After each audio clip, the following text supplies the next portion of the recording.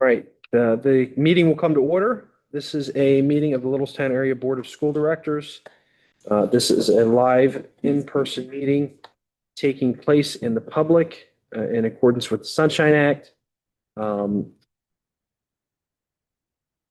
Members of the public who wish to address the board are required to do so by signing up to provide public comment at least 5 minutes prior to the meeting. By attending in or commenting publicly in this meeting, you're consenting to the recording, retention, and future viewing of this meeting. I will do the roll call. Janelle Ressler. Here. Allie McCall. Here. Mary Brenneman is not here. I am here. Please stand for the Pledge of Allegiance and a moment of silence. I pledge allegiance to the flag of the United States of America and to the republic for which it stands, one nation, under God, indivisible, with liberty and justice for all.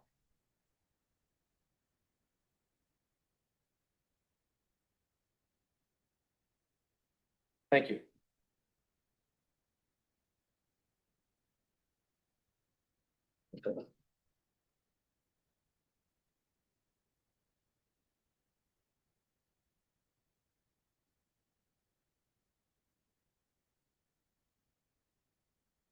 We now recognize members of the public who have signed up to provide comment as stipulated in policy 903. When your name is called, please approach the podium, state your name, confirm you're a resident or taxpayer in the district, and your topic of discussion for the record. Public comment is limited to matters of district business that are or may be before the board.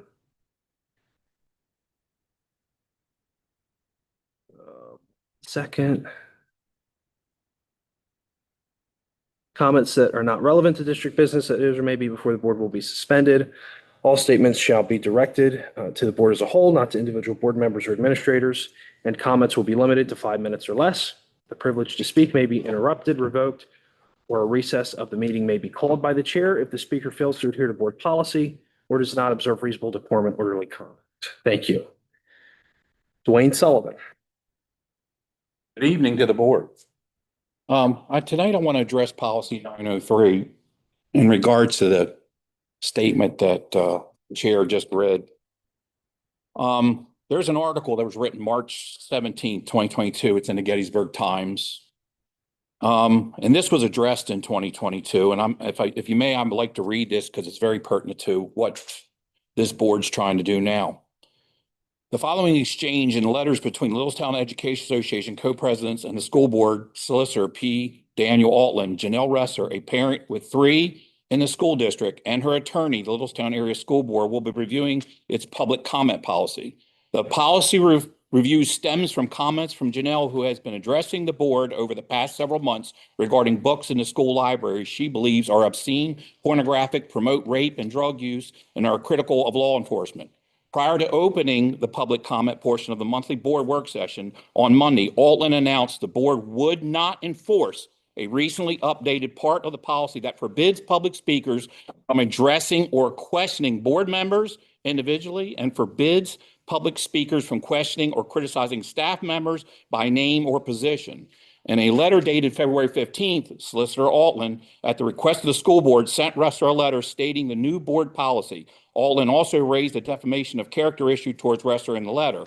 The change in school board policy was put forth by the board following a complaint from Dan Lawrence and Michael Tippie, co-presidents of the Littlestown Education Association. Lawrence and Tippie in the letter contend that the Littlestown Education Association cannot allow bargaining unit members to be identified and their reputations tarnished publicly during school board meetings. Ressler's attorney, Mark Scrangi of Scrangi Law, replied to Altland's letter defending Ressler's First Amendment rights during the public comment portion of the meeting. It is my client's position that she has a First Amendment right to address and question board members individually and to criticize specific staff members identified by name or position, Scrangi wrote in his letter addressed to the board, Solicitor Altland. Melissa Majewski, media law counselor for the Pennsylvania News Media Association, agreed in her opinion the policy changes made by the board violate Ressler's First Amendment rights and also are a clear violation of the Pennsylvania Sunshine Law. The public comment policy changes enacted by the board are inconsistent with the Sunshine Act and are also run afoul of the First Amendment. First, government actors like a school district cannot limit the right to speak in a public forum based on content of that speech. Here, the district's position is likely constitutionally infirm as it limits the content of the speech and prohibits speech about individual elected and public officials, stated Milewski. Ressler was the first to speak during the public comment portion of the meeting and referenced the letter she received from Alton. By now, you should have received and reviewed the response from the attorney. In the response, you can clearly see that Policy 903 is a blatant violation of the First Amendment rights of every resident of this school district. As my attorney's letter mentioned, the precedent has been set in the decision by the United States District Court for the Eastern District of Pennsylvania, Marshall v. Amuso, number 21-4336. In light of this, I am requesting that Policy 903 be revised to not try and attempt to violate the citizens of this district's First Amendment rights, said Ressler. Ressler also has raised an issue on how this new part of the policy was enacted. I do not ever remember this change in policy discussed in public and voted on in public by the full board.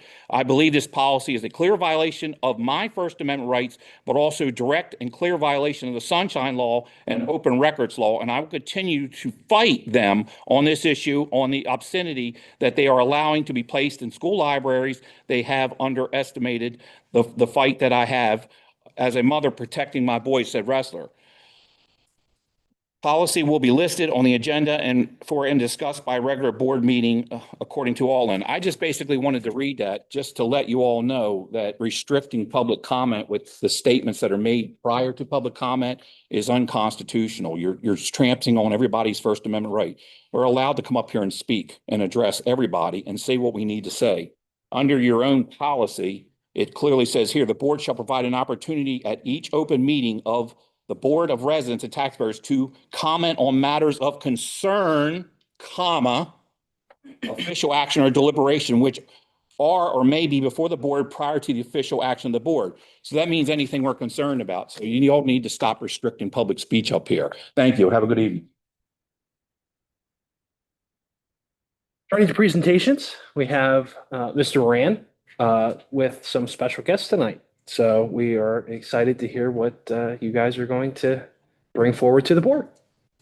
So as they're getting ready, this is a continuation of our review of the resources, getting some alignment in with our curriculum. This is specifically for science and aligned to our STEELS content. Mr. Powell's done a lot of work. You've seen him here a couple times. We have a couple teachers with us who have been using it and, to my understanding, are very excited about it. The kids are excited about it. So I'm really excited to hear, excited to hear what you guys have to say tonight. So on behalf of, and again, I'll just introduce everybody, have everybody introduce themselves so we can just make clarity for everybody that's here. And we have two additional people that's here with us as well. Yeah, Brett Powell. I teach physics at the high school, but I've been helping out with science K through 12. Robert Lackey, fourth grade here at Alloway Creek. And Teresa Coons, fifth grade. Okay. And my two colleagues back here, just introduce yourself just so they. I'm Ryan Thoman. I teach fourth grade. And Steph's like. So, we're excited about the opportunity tonight to go to the next step and bring the mystery science back to you guys. We've had a chance to finish up our pilot, and we've had a chance to get in some communication with West York School District, some other colleagues who are using it, and a chance for ourselves to be able to debrief where do we want to go and what is the next step for us. So I want to start with their students. And because again, anything that we do should be centered around what's best for our students and what will help them be successful.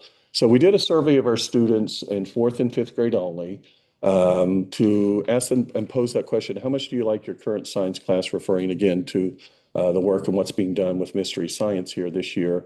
And overwhelmingly, you can see 96% of our students, so that would be in categories 3, 4, and 5 there. 96% of our students are rating it as a 3, 4, or 5. And, when you look at the two far right columns, which would be, at the highest levels there, that's approximately 81% of our kids. So again, the majority of our kids are telling us right off the bat that they are engaged and enjoying what they're getting this year out of their science experience at Alloway. So we're really excited and happy about that. The second slide goes into a little bit more detail. The question was to ask students, how do they rate whether you agree with the statements about your science lesson? So again, the first piece about engagement, the second piece about the content, okay? So that first piece there talks about on the left there. So before I say that, just the purple and the green would be those categories that fall in strongly agree or agree. And again, that's really what we're looking for from that feedback to have what I call on the positive end. Obviously, if the blue was the predominant color up there, then obviously we would be concerned with from that perspective. So the activities were fun and interesting. Again, going back to engagement, so that was extremely high from our students as we move across there. And I think this one's a telltale sign. I understood the new science ideas we learned. So again, their ability to begin to understand the content that's being presented to them from their teachers. The third column, the middle column there, the experiments helped me learn better. So again, the experiences of what's occurring inside the class through the lab activities and the hands-on activities that our teachers are presenting to them as a result of the mystery science is again engaging and connecting our students to a better educational experience. Interesting, the fourth question there says, I feel like a real scientist during class. Obviously, you can see that sort of now goes sort of a balanced approach. And some of that can factor into many things depending on a kid's favorite subject area. Some kids love math. Some kids love ELA. Some kids will love science, social studies, PE, the like. And so that factors in. So I'm not surprised by that when you talk about, that feeling of science and a scientist. There's a balance there between how kids felt about that. The last one, which I think is also a strong point, the content was challenging for them, but not to the point that they became too frustrated. So again, the presentation style of our teachers, the activities from the mystery science allowed those students to feel that they could be challenged, but also not frustrated by what they were learning. All right, so I'm going to turn it over to Brett here. So when we started looking at all of this stuff, it really was because of the new STEEL standards. And they really are trying to get students to focus on these things. So we wanted to increase engagement. The new standards really need students to explain their scientific thinking, record observations, and it has to be focused on real world phenomena. And we wanted consistent instruction across the grade levels. So we can go next slide. So if you boil that down, like what do students need to develop skills in? And it would be observation, questioning, evidence-based reasoning, and problem solving. So mystery science, we think, does that. What's nice about it too is it's really teacher-friendly. Right out of the box, it has step-by-step instructions, videos, materials. It has made the teachers' lives much easier as well, so they can focus on what they really need to focus on, which is the students, and promoting student learning with the majority of their time. So if we ask why mystery science, why is this the choice? It is STEELS aligned, which is, it has to be, since those are our new standards.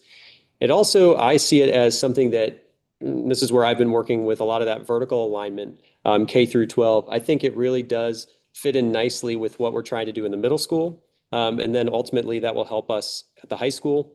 And then ultimately, hopefully, college or career in the future. It is students doing science to learn science, which really is awesome. It is sustainable in cost, so that's great. In terms of the curriculum itself, it's K through 5. So it's not just one grade or one classroom. This is really something that can be implemented K through 5. It starts out with that real world phenomenon, that mystery question. Traditional science in some ways was almost like beating the curiosity out of kids. this really leverages their curiosity and cultivates that, which is exciting. And then they're going to investigate the answers to those exciting, curious questions with the discussion, the videos, hands-on activities. So we just think it's great for the students. So this, if you were to bring it all together, there's really 4 good reasons why we want to adopt Mystery Science. It's engaging, it's standards aligned, it's teacher and student friendly, and it's that inquiry-based instruction. And then you guys can jump in. All right, how y'all doing? What we like about this curriculum is how it fosters critical thinking by presenting the scientific phenomenon up front, sort of how Brett mentioned there. So for example, every lesson starts off with a question like, could you knock down a building using only dominoes? Mystery Science starts off every lesson with questions like this. They get the students talking, excited, but most importantly, thinking critically about everyday topics. I also like how every lesson has a hands-on activity. The lessons come with everything you need to be successful, lab prep, supplies, how-to videos, so that you and the students can focus on, enjoying science and doing hands-on activities each week instead of worrying about like, how am I going to teach this? We strongly support this curriculum. It's been a really good experience. And most importantly would be one of the things that we enjoy is the cross-curricular connection. So if you look at this list over here, there's reading and listening comprehension through the videos and the articles that are provided. Also writing, we're always looking for more areas other than ELA just to incorporate writing and within the labs and activities as well as the assessments. So the assessments are a good balance between multiple choice as well as those open-ended questions. Vocabulary development, one area where students are usually the most weakest. And we have every lesson has vocabulary. 4th and 5th grade has started talking with this pilot about how 5th grade can build on 4th grade and what they're doing and different ways to incorporate that so they're not just seeing it in ELA. The best part, math, yay. There's a lot of math connections in it. So right now we're doing with the pilot, the unit was on water. And there we're looking at the salt water versus freshwater. And we created a graph. And when the kids looked at it and saw the little bit of freshwater that we have in the world, they're like, how are we able to do all of this? And then it turned into a discussion about aquifers, which then some kids actually were able to make the personal connection of having a well in their backyard. So just all of those areas tying it together is exactly what you're going to see on test later on with PSSA. So I just feel like, or we all feel like they're going to be very prepared because of all of these areas within Mystery Science.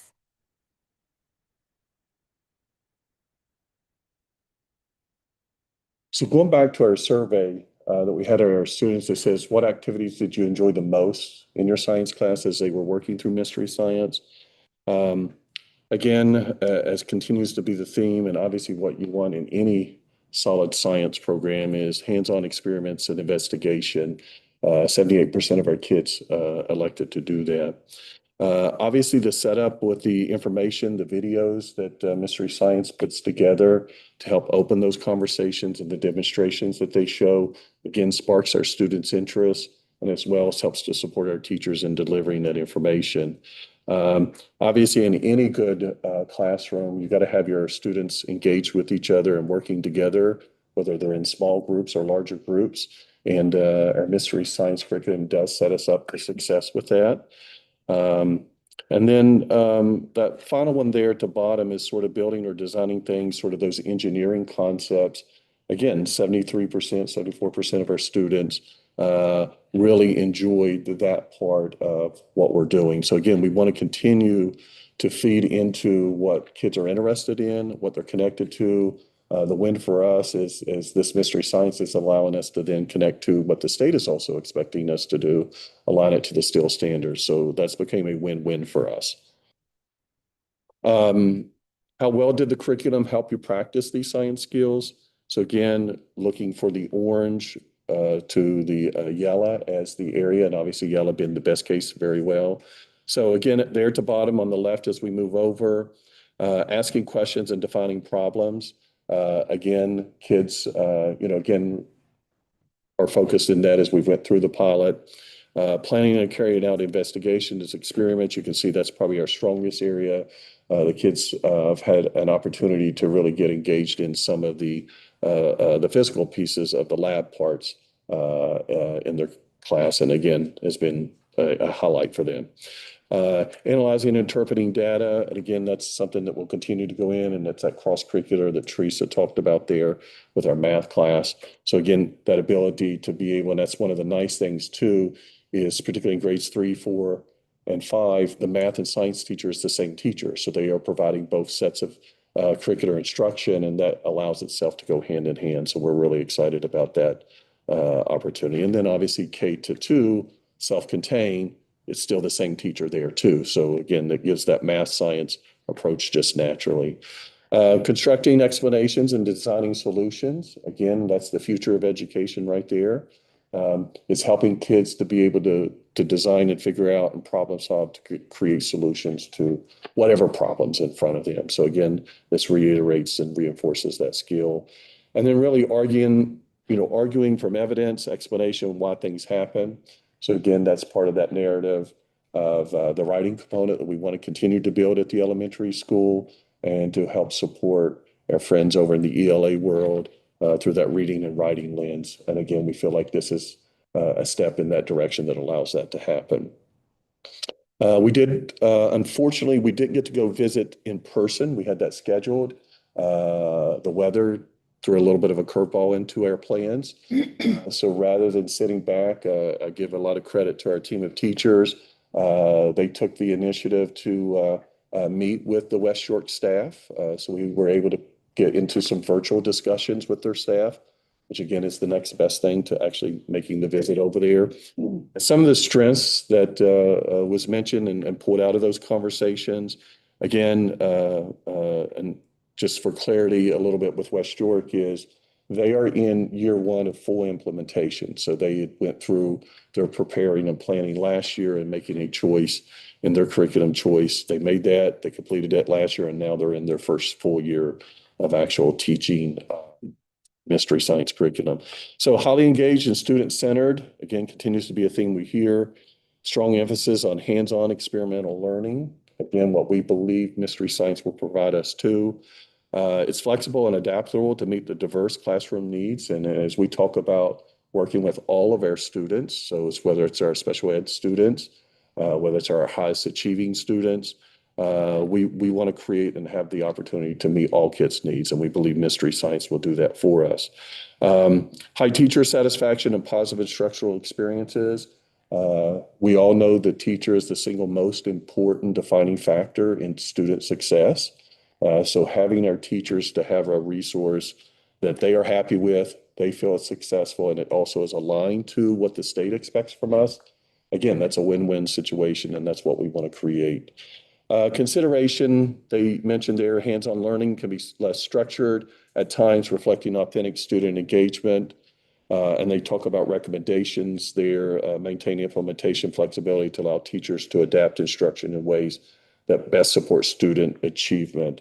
They have a little bit of a different structure with their science. They sort of pair that with social studies, where part of the year they're doing science, part of the year they're doing social studies. So that creates a little bit of time. We probably have a little bit more time devoted to science than what they have, which again, I would say is a win for us as well, too.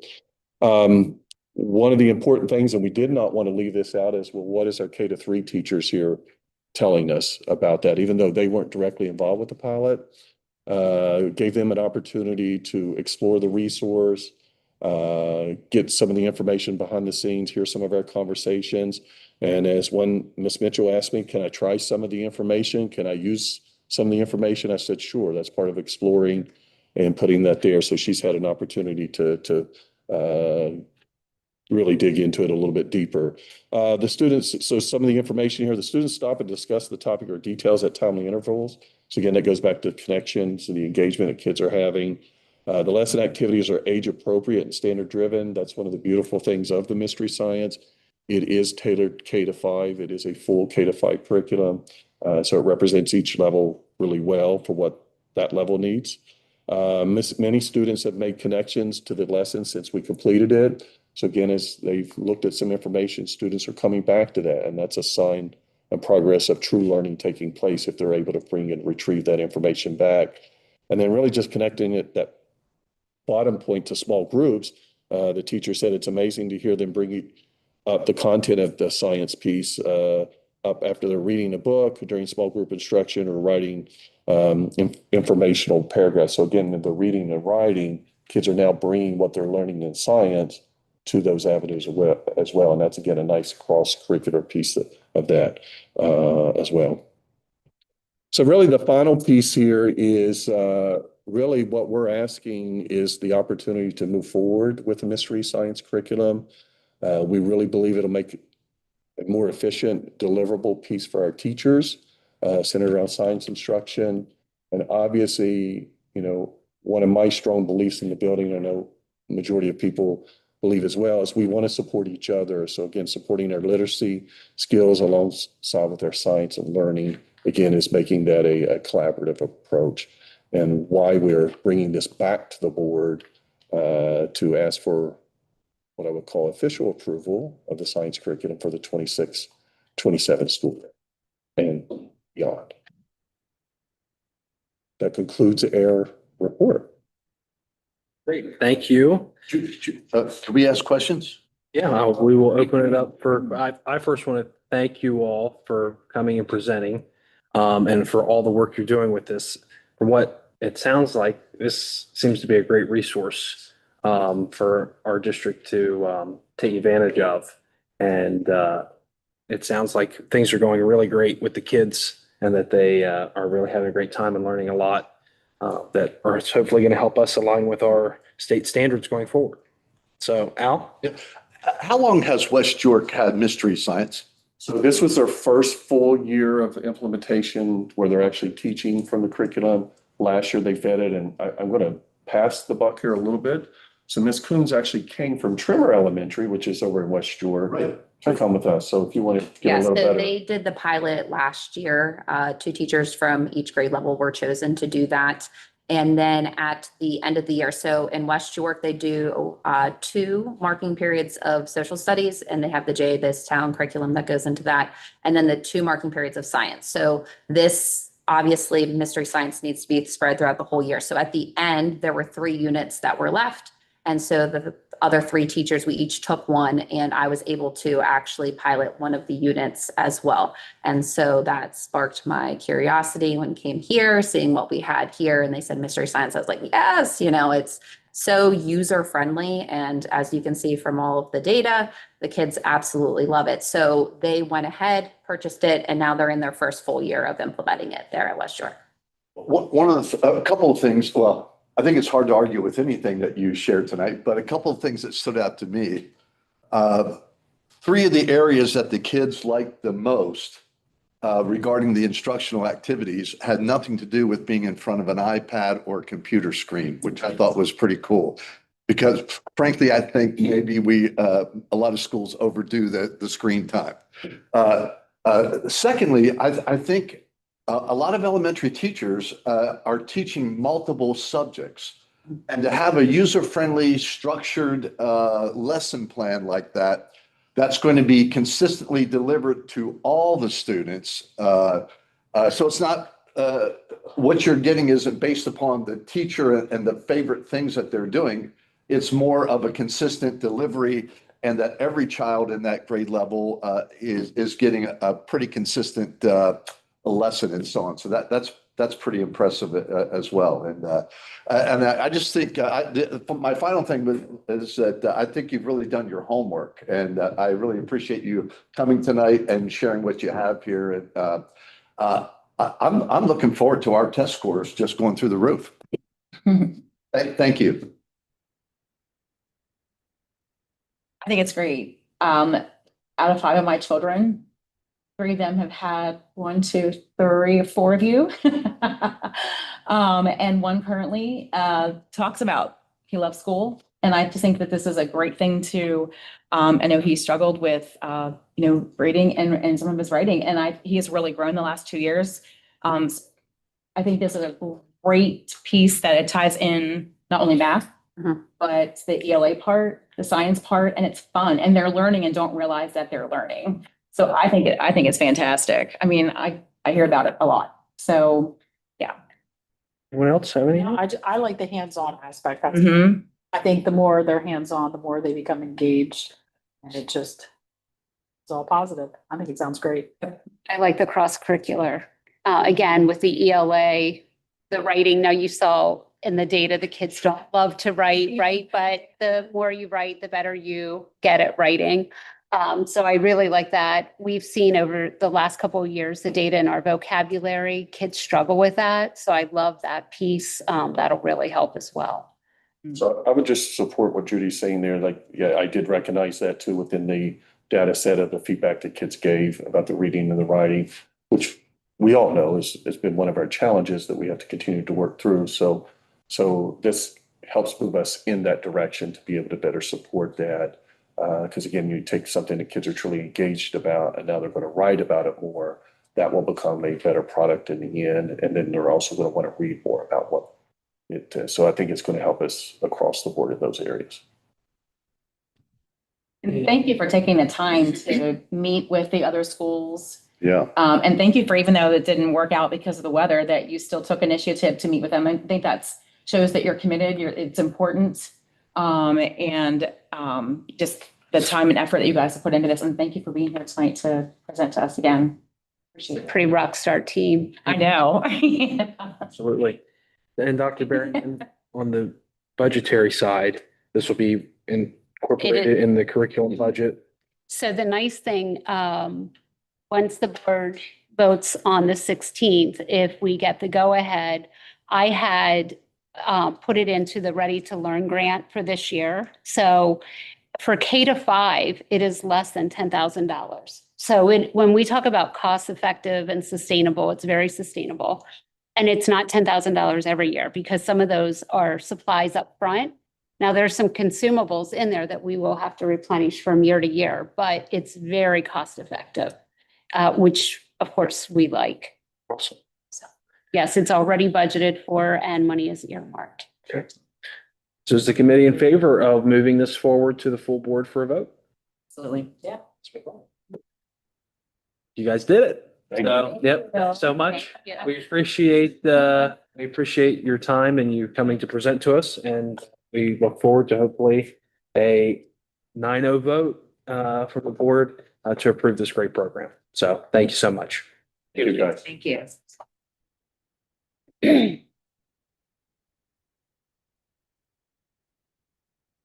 All right. So our next topic, Dr. Berryman, with the K-12 guidance plan. And while just as is important, it's not quite as exciting as talking about history science. Carrie, if you want to click on that, this will be on our website as well, so you'll be able to go through it. What I passed out to you are the highlights of this plan. So every 3 years, wait, that's not the right. That's okay. If you just look at the document that I handed out, they'll get to that. So every 3 years, school districts need to develop and work on a K-12 guidance plan. And we spent quite a bit of time on this 3 years ago when it was developed for the district. So this time through, what we were able to do is take what's working and enhance it, and then some areas that we needed to make some changes to, we were able to do that. So what I did is I went through and I broke it down by some categories. So we had to have a lead counselor in as part of the program or the plan, and that's who will sign off on it after the board votes on it. So it will be the lead counselor and Dr. Moyer. And so then it also goes through and it establishes some administrative oversights and accountability. So what we do is we took a look at like what the mission and vision of the school counseling department, and we had all the counselors. So at the last in-service day in January, I worked with all the school counselors, K-12, to make sure we had everything in this plan that we needed. So it needs to address academic, career, social aspects for all of our students. It takes a look at our CTE, takes a look at workforce readiness, responsible citizenship, and then emphasis lifelong learning. We only have one truly approved program at Littlestown for CTC or CTE, which is the Ag Sciences at the high school. Now, we do offer the standards-based NOCTIs in a number of other classes, but they're not like full, like Perkins Grant NOCTI exams. Going down, we also make sure that we have curriculum for students. So we look at occupational and educational information for all students, realistic career planning, which they start a little bit at the elementary and then really work on that at the middle school and the high school. At the high school, Dr. Lewis does a nice job of culminating that into them doing their cover letters, their resumes, getting out their names into, like, if they were applying for jobs and doing some things like that. We then also maintain a monthly K-12 guidance counselor calendar so that students and parents know what to expect every month, especially at the high school level. At the elementary, they have one for some of their lessons that they go out to do. As well as Deb Allison in the middle school. We also take a look at when we're looking at what our strengths are and what our kids need as far as career paths. We take a look at the Future Ready data that we get, and then the career and work standards, which were just updated. So we make sure those are updated within our curriculum. We take a look at occupational information, maintaining diverse and inclusive listing of external career resources. And this is where we bring in some of our business partners too and find out where our kids want to go. We have some at Architectural Design sometimes, GraphCom, KLK, out at Hanover Auto Group. So really just keeping the lines open with our different business partners to making sure our kids get some work-based learning experiences. We've talked over the years about how we have increased our partnerships with post-secondary. So we have HAC, Harrisburg, York College to some degree for some kids who take some dual enrollment there. So just looking at making sure we're keeping those avenues open for our kids. Looking at our records, so we maintain student records. We have to for a number of years, so that's part of our retention program, but we also have that in our counseling plan to make sure that we are maintaining those records and that everything is Chapter 339 compliant and follows those regulations. A little bit about CTC, we make sure that we work with them to have some parent engagement, so they come in every year to talk to our kids.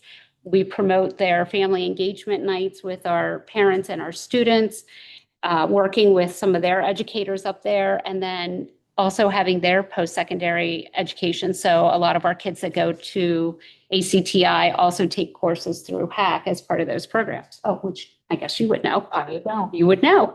And we also make sure that our kids know as they're transitioning out of high school, what their options are. And so their counselors can help them with that, whether they're going into the workforce, post-secondary education, military options, or other pathways that they might explore. So we try to make sure that we are working with students to make that plan for them so that they have something solid that when they leave us, when they graduate, that they have a really good grasp on what comes next in their life.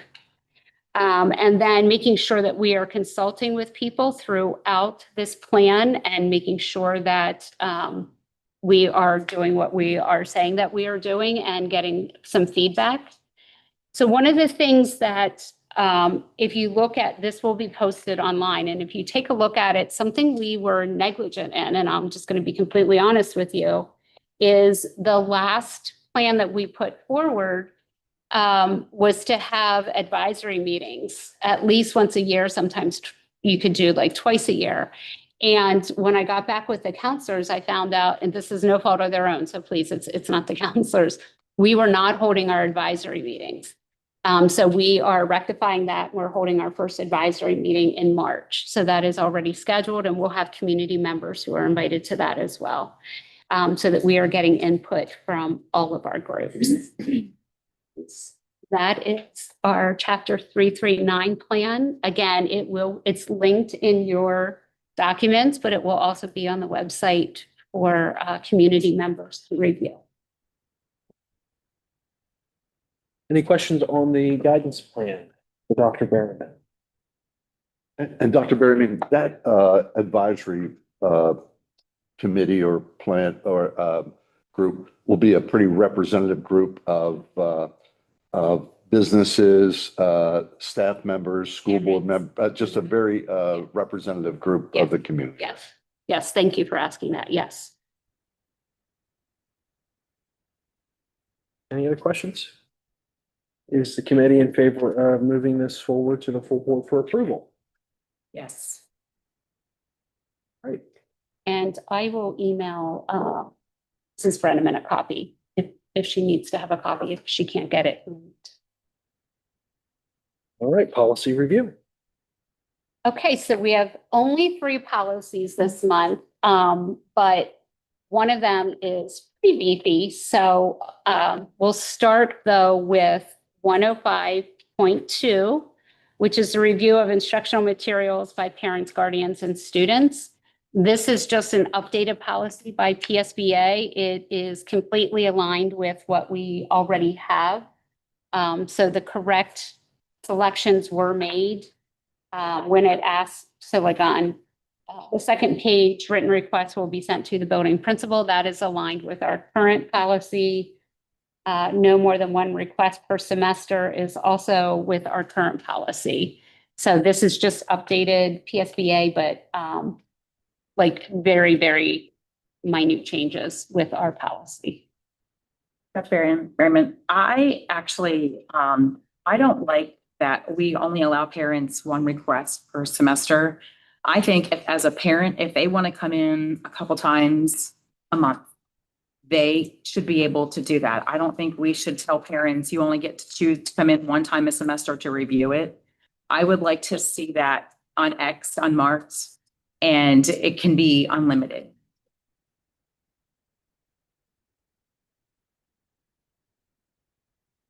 Is there any further discussion on that? Other than that, I'm fine. I'm fine with this policy update. Is there a specific rationale behind that? I don't know when the policy was first developed, what the rationale was, that they chose 1 per semester. If I had to wager a guess, it would be if you, especially if you're a semester class, or if you wanted to come in at the beginning of a semester to sit down with the teacher and review the curriculum or the resources that were going to be used for that semester. And then you could come in like mid-year and then review the stuff that's being used for the following semester. That would be my guess as to why they picked once per semester, because you could come in and preview everything from the fall, early winter, and then late winter to the spring So you could view all the material. with the teacher at that time. Yeah. Okay. For Like that full. you could go through the syllabus, what Right, but just materials one you're time. using for that semester, and then come in again. Yes. I mean, because sometimes parents might go home, think on it, sleep on it, maybe talk to another parent, have more questions. And if they've already used that 1 time in September or August, they can't come back in to look at stuff. So I really would like to see that nixed altogether. Parent, I agree with that. Mhm. Personally, I do. Yep. And is this one necessarily a PSBA recommendation, or is it? It's board optional. Okay. Yeah, it's completely up to what the board would like to do. Our past policy had it checked, and generally when we do our policy with the new PSBA, I generally recommend what they have on there. It's a board decision though. Yeah, I would personally would like to see that taken, that just removed. And you're I mean, yeah, in favor of that as well? yeah, I am. The committee's desire, I think, to change that, and that'll be unmarked for the policy. Can we just take the whole thing out instead of having it unmarked? Can we just remove? It'll come out it'll come out in the Okay. draft. Okay.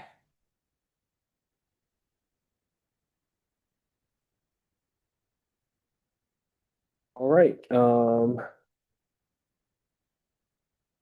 we can move on and then we'll do all of them at the end, maybe. Just for- Oh, sure. Okay.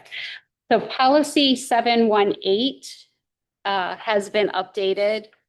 So our previous policy really just talked about service animals, mostly looking at service dogs.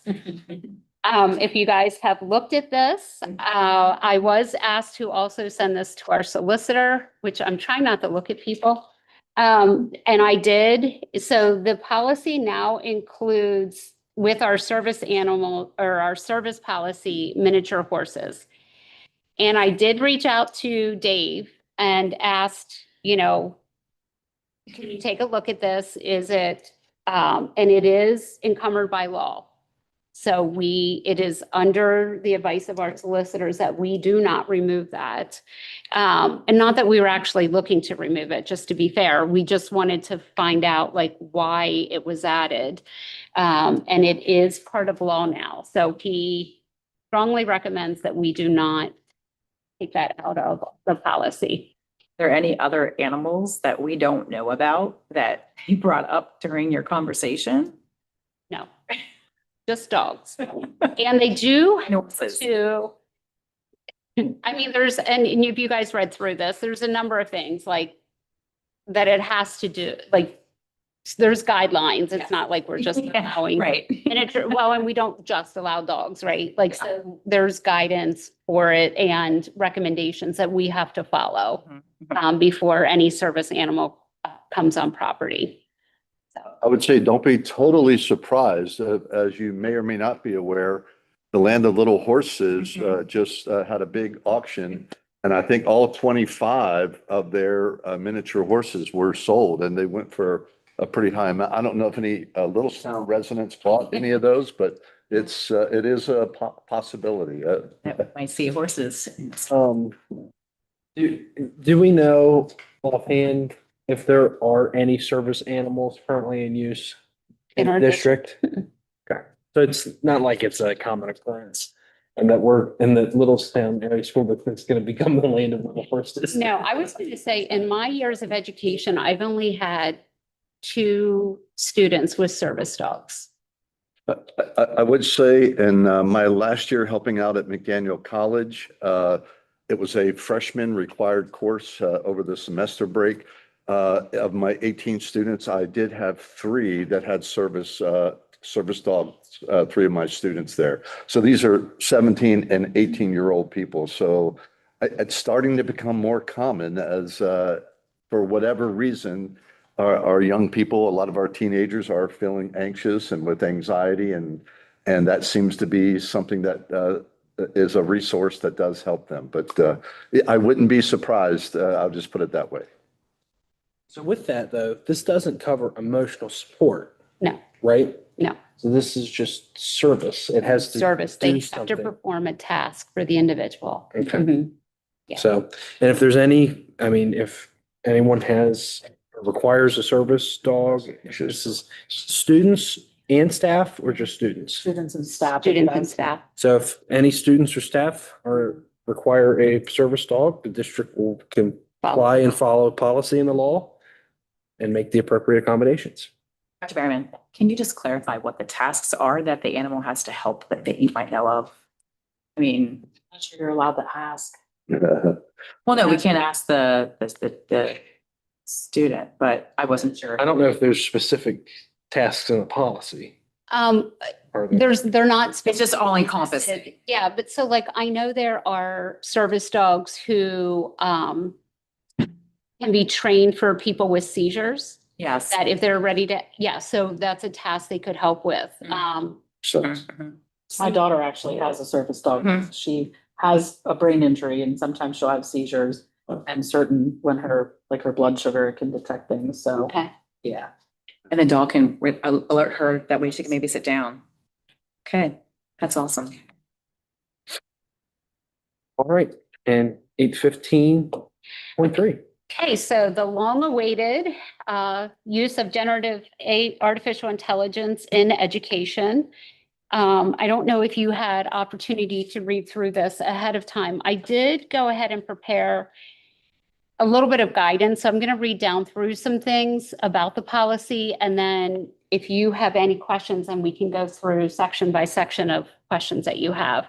So just generally as an oversight, this policy provides clear guidelines for the responsible use of generative artificial intelligence in our schools.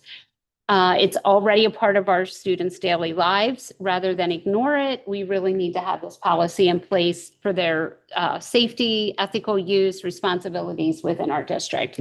And this has been a team effort. We've been working with principals, our tech department, even other members of our admin team, working with a group of teacher leaders. So again, policies needed so that we can, like the teachers and the students are already creating, you can create text and videos and poems and other content, but we need to make sure that we are mitigating those risks and that we're putting it in front of students in a responsible way, that we pick resources that protect student data, academic integrity, that comes up a lot. And that we are making sure that we are taking a look at bias and misconceptions or misinformation, and then that we are legally compliant. So one of the things that we really take a look at and that we're taking a look at a resource is what kind of guardrails and guidelines are put in place so that our kids' data can't be breached. They literally cannot cheat using this resource. We've tested it. So just making sure that kids know when they can use AI, when they can't use AI, and if they are using AI, how they're permitted to use it and what resource they're allowed to use. So one of the things we really took a look at is, in this policy, is that it protects privacy and security. So they will be reviewed for data privacy to make sure they have a high rating. And our tech team is really taking a look at that so that we don't have any data breaches, that it's age appropriate, accessible, and without bias. And it has to comply with all the federal laws, such as FERPA, IDEA, ADA, CIPA, and the COPA. Second, it maintains human oversight. So it cannot make employment decisions or final determination on student grades or any type of evaluation systems. Like, we don't take the humans out of any of those equations. And it cannot be used to be the sole discretion of disciplining a student for an academic assignment. So like, you can't just say this kid used AI and give them a disciplinary action based on your thought that it's AI or a grade on it. So you have to, it can't be solely using AI to detect that. You have to bring the human element into it. Third, it protects academic integrity. They may use AI when a teacher explicitly allows it. If permission is not given, AI use is not permitted, and AI generated content must be properly cited. So there are ways to cite AI, and it's important for our kids to know that. I was saying to somebody earlier, I went to a workshop all day, Monday, just yesterday, and it was AI and curriculum. And it really talked about how kids can use AI as like thought partners, give them information about how can I use professional language to write this if they've never written a professional like cover letter. So a lot of information out there about that. And he said, you know, sometimes teachers will take 3 days here and there to teach MLA citations. He's like, AI can help them with their MLA citations. Why are we spending 3 days to teach it? You know what I mean? Like, you can teach them what MLA is and how to get it properly cited so that they can check against AI, but it really will also free up teachers' time to teach other things. Helping to build AI literacy. So there is an AI literacy framework out there that we can take a look at age appropriately for how to teach kids about AI and how to use it, especially ethically, and how to generate content critically and then evaluate what is created. Making sure that our staff receives professional development in the use of AI before they're using it, that they understand exactly what our policy says they can do and they cannot do, what students can do and what they cannot do. So I had already asked principals, seeing this progression, to hold off a day, one of our 3 days in August. And we're going to dive into the policy with our teachers, look at the resources that we have and how we can use those with our kids. And I was pleasantly surprised when I met with our teacher leader group last week. I met with elementary and secondary separately, thinking secondary is probably using it more and maybe differently. And they are using it differently. But when I pulled the analytics, they're using it about the same percentage. So they're using it in elementary and secondary. Now we only pulled teacher analytics to see how they were using it on this resource that we're looking at, and it's pretty evenly split. So that was nice to see. What this policy does not do is does not replace educators with technology, and it does not replace the humanistic part of us as far as evaluations and hiring and decision making. And it does not allow for unrestricted student access. So that was a lot, but wanted to give you a general overview of what's in this policy and why it's in this policy. Dr. Berryman, with technology, it seems like many times policies are way behind some of the emerging things that happen. That's the par for the course, not just with AI. In your opinion, is this policy written generally enough that it anticipates future issues so that we're not coming back to this time and time again and having to update it, in your opinion? So that's interesting that you say that, because when we took a look at this, and I thought about this yesterday too, when I was at that conference, I think this is general enough because we're not putting the resources in here. Yeah. I thought back to when we first, and I don't know if any of you guys were around I know when we started technology policies, we listed anything we could conceivably think might be technology or a device. And the policy was like this long and had a whole list of stuff. Well, by the time we approved it, it was already outdated. So we kept this general enough. You'll see in there's a process for getting things approved. There's not a list on here of what's approved, but it will be on the list because of the COPA in the beginning of the school year. So like parents have to be able to see that, and it has to be age appropriate.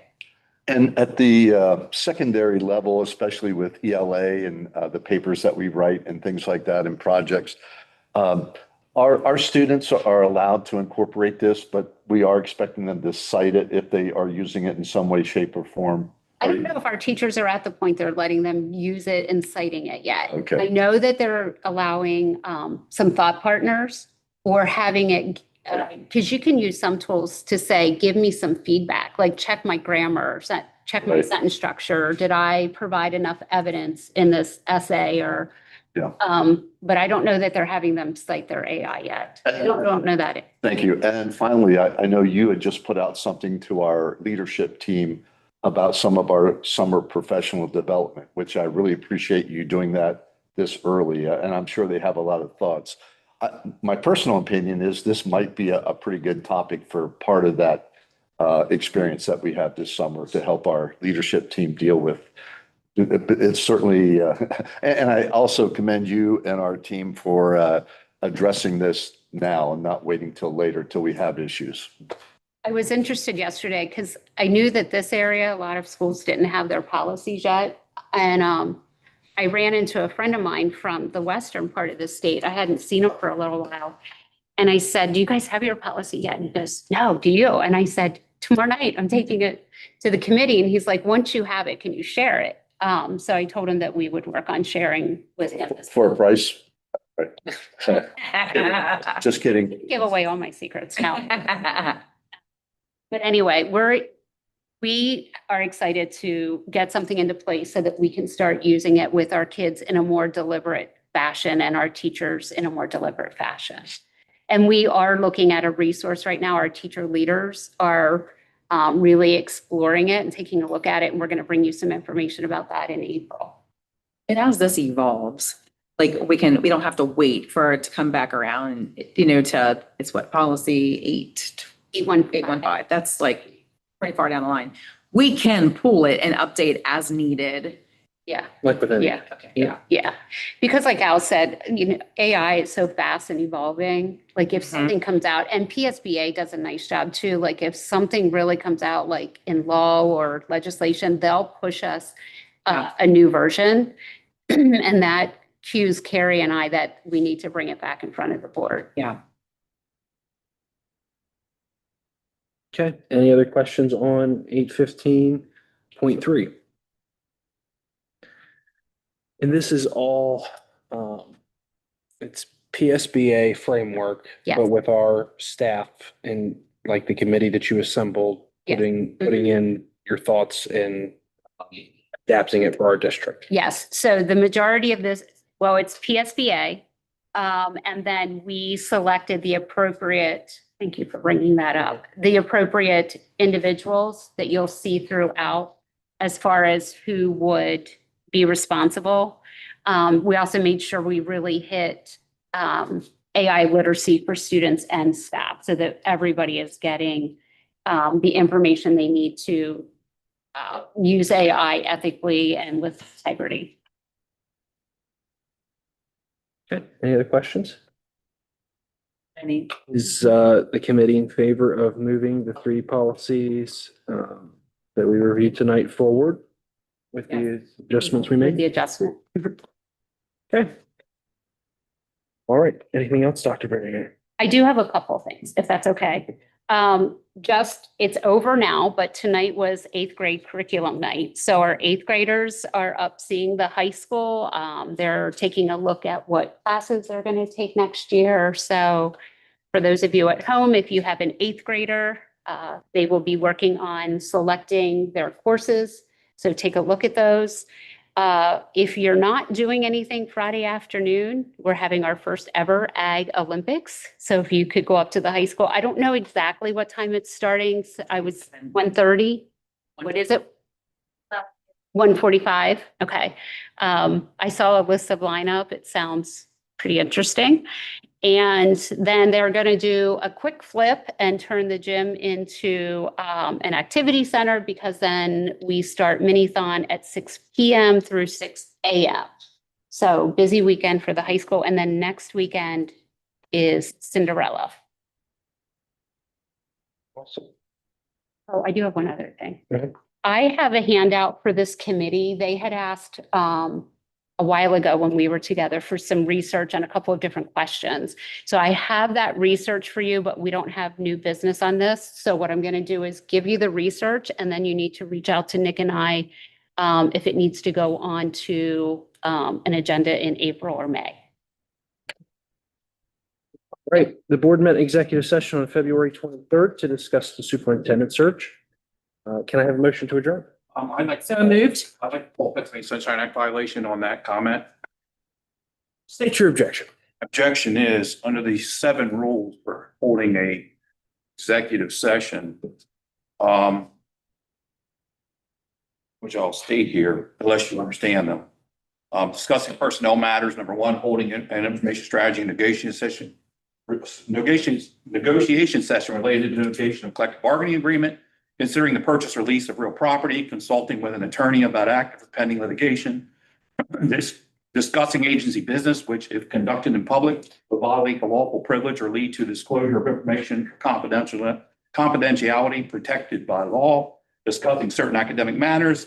This reason is specific limited to certain institutions of higher education, and discussing certain public safety issues if disclosure of the information discussed will be reasonably likely to jeopardize or threaten public safety or preparedness of public protection.